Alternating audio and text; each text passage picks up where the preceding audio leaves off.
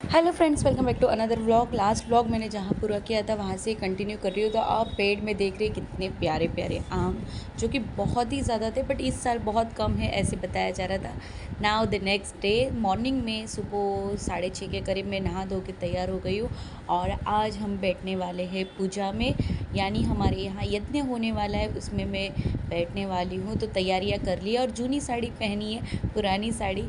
तो वो एक्चुअली इसलिए क्योंकि ये जो पूजा के पहले हेमाद्री सुना जाता है, पढ़ा जाता है, उसके बाद जो कपड़े होते हैं उसे निकाल दिए जाते हैं, फिर से पहने नहीं जाते। तो यहाँ मेरी चाची जी सासू माँ बैठी है जो कि गांव में रहती है। मेरे सासू माँ और ये चाची सासू दोनों गांव में होते हैं और दो चाची सास मुंबई में रहते हैं। तो देखिए यहाँ सुबह सुबह बस स्थापना की तैयारियाँ हो रही है और उसके हम सबसे पहले जाकर पहुंच गए थे। यहाँ जो मंदिर है, आप पुराने हमारे सब्सक्राइबर होंगे तो आपको पता ही होगा कि ये मंदिर की स्थापना के वक्त भी हम यहाँ पर थे और हर वक्त आते हैं। लास्ट वीडियो में भी यहाँ दर्शन करने आए थे। उसके बाद यहाँ शुरू हो गई हेमाद्री, जो कि करीब 1 से 1.5 घंटा सुनी जाती है, पढ़ी जाती है।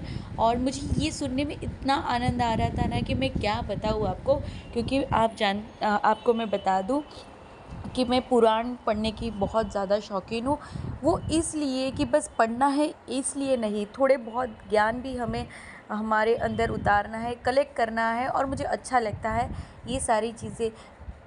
खाली दिमाग शैतान का घर कहा जाता है, इससे अच्छा वेद पुराणों का ज्ञान हमारे अंदर हो तो ज़्यादा बेटर है। और देखिए यहाँ पर बस वही पढ़ाया जा रहा था और मुझे खुशी हो रही थी कि हाँ, ये चीज़ तो मैंने उस पुराण में पढ़ी थी। जैसे कि मैंने अब तक विष्णु पुराण, पद्म पुराण और श्रीमद् भागवत कथा तो मैंने सुनी ही है और उसके अलावा मेरे पास देवी भागवत भी है। तो ये दो पुराण तो पूरे पढ़ लिए हैं और श्रीमद् देवी भागवत पुराण भी पढ़ रही हूँ, बट अभी बेबी के चलते मैं पूरा नहीं कर पा रही हूँ। तो जैसे समय आस्था के अनुसार मैं चलती हूँ। और यहाँ देखिए बस पूरी ही तैयारियाँ होने आई है और ये सारा ही शूट है ना, जानवी कर रही थी। तो हमारी चाची सासू माँ भी आ गए हैं और एक्चुअली इस बार कुछ हुआ ऐसा कि पूजा में हम और हमारे जो देवर देवरानी है जिनकी अभी जस्ट शादी हुई थी उन्हें बैठना था। बट गांव आने के 2 दिन पहले उनके पैर में लग गया, हमारे देवर जी के पैर में लग गया। तो काफ़ी दिक्कत हो रही थी गांव में आने के लिए, क्योंकि सारा ही शरीर का भार जो होता है पैरों पर होता है। तो डॉक्टर ने उन्हें एकदम से ना कह दिया था कि आपको गांव नहीं जाना है, ट्रैवल बिल्कुल भी नहीं करना है। और ऐसे में ध्यान तो रखना ज़रूरी है, जैसे डॉक्टर कहते हैं वैसे ही हमें करना पड़ता है। तो इसलिए इन तत्काल पूजा में हमारे चाची जी और चाचा जी बैठे और हम दो बैठे। और यहाँ पर देखिए बस तैयारियाँ हो चुकी है। उसके बाद जानवी गई काऊ को खिलाने के लिए, क्योंकि उसका ये फेवरेट काम है। उसके बाद देखिए यज्ञ शुरू हो गए और हम बैठे। यज्ञ करीब 3 से 4 घंटे चला।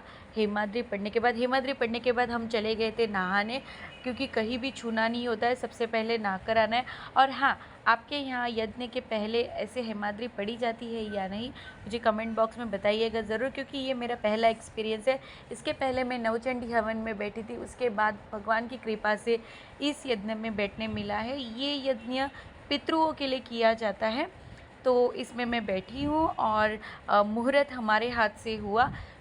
एक्चुअली मुहूर्त हमारे देवर देवरानी के हाथ से था, बट जैसे मैंने आपको आगे बताया, तो इस चलते भगवान की कृपा से, कहते हैं ना, जिनके नसीब में जो लिखा है होने वाला ही है।